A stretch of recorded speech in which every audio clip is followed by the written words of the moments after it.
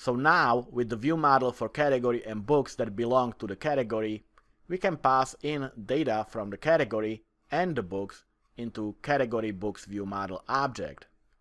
So let's create the object first.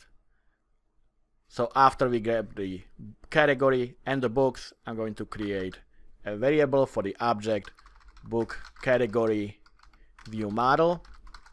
And of course, this is going to be of type category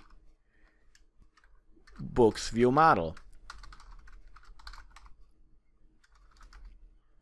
Now, of course, this is just created, so we need a namespace for it, and you can see that it's in our book GUI.viewModels. And now we can assign the category variable to category property of the object.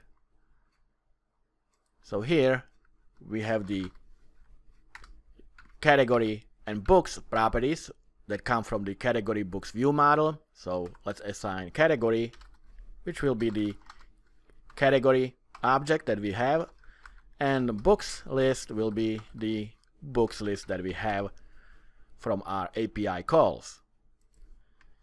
So now our book category view model contains both the category as well as the books for this category.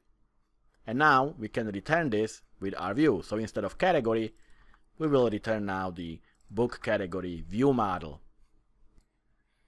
So now we combine books and category classes into one view model, but now we of course have to also edit the category details view as well.